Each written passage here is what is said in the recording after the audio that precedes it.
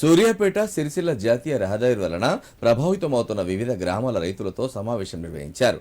సిద్దిపేట జిల్లా కలెక్టర్ కార్యాలయంలో నిర్వహించిన సమావేశంలో ఎంపీ రఘునందన్ రావు, కలెక్టర్ మను చౌదరి, మరపడగ గ్రామంతో పాటు 7 గ్రామాల రైతులు సమావేశంలో పాల్గొన్నారు.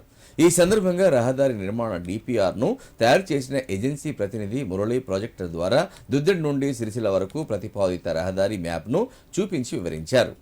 ఈ సందర్భంగా ఎంపీ రఘునందన్ రావు మాట్లాడారు.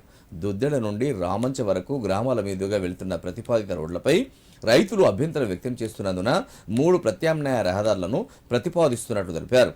దుద్దెడ నుండి రాజీవ్ రహదారి మీదుగా సిద్దిపేట బ్లాక్ ఆఫీస్ చౌరస్తా వరకు జాతీయ రహదారిగా అభివృద్ధి, రెండవ ప్రతిపాదన రాజీవ్ రహదారి కంటే ముందే వెలికట నుండి బందారం మీదుగా సిద్దిపేట రీజనల్ రింగ్ రోడ్డు మీదుగా రామంచ వరకు, మూడవ ప్రతిపాదన దుద్దెడ నుండి తుక్కాపూర్, ఘన్పూర్ మీదుగా ఇరుకోడ వరకు, అక్కడ నుండి రహదారితో కలిసి రామంచ వరకు ప్రతిపాదిస్తున్నట్లు చెప్పారు.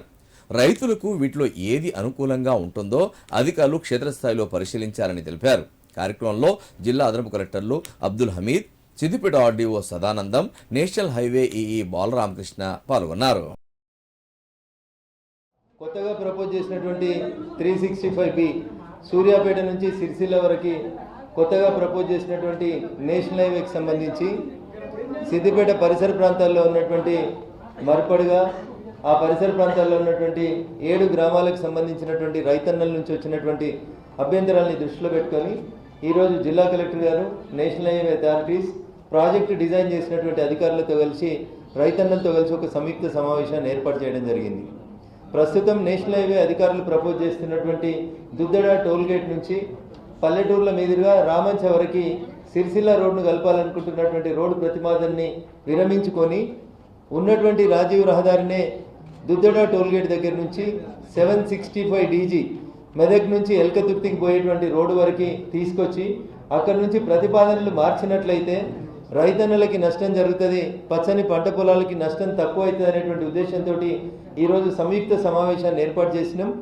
వారం రోజుల లోపల తిరిగి నేషనల్ హైవేస్ ఆర్ఓ ఒకరు ఉంటారు, కృష్ణప్రసాద్ గారని, స్టేట్కి రీజనల్ ఆఫీసర్ ఒకరు ఉంటారు, వారితో అపాయింట్మెంట్ తీసుకొని మా రైతు సంఘాల నాయకులందరినీ తీసుకొని వారిని కలిసి 365B సిరిసిల్ల నుంచి సిద్దిపేట మీదుగా సూర్యాపేటకు పోతున్నటువంటి ఈ నేషనల్ హైవేలో సాధ్యమైనంత వరకు పంట పొలాలకి నష్టం జరగకుండా ఉండేందుకు 3 ఆల్టర్నేటివ్ ప్రతిపాదనల్ని ఈరోజు రైతుల పక్షాన మేము నేషనల్ హైవే అధికారుల ముందుంచడం జరిగింది.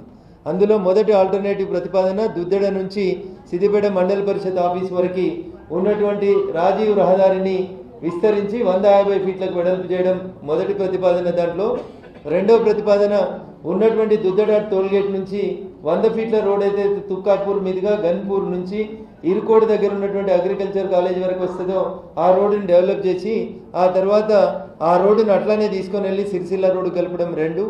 మూడో ప్రతిపాదన రాజీవ్ రహదారి కంటే ముందే ఎలికట్ట గ్రామం నుంచి బందారం మీదుగా ఎగ్జిస్టెన్స్లో ఉన్నటువంటి ORRని డెవలప్ చేసి సిద్దిపేట పట్టణం మీద బరువు తగ్గించి హైవేని 365Bని రైతన్నలకు తక్కువ నష్టం చేసే రీతిగా ఈ మొదటి సమావేశాన్ని ఏర్పాటు చేసినాం. సహకరించిన వివిధ గ్రామాల నుంచి వచ్చినటువంటి గౌరవ ప్రజాప్రతినిధులకి, రైతులకు అందరికీ, అధికారులందరికీ కూడా ఈ సందర్భంగా కృతజ్ఞతలు.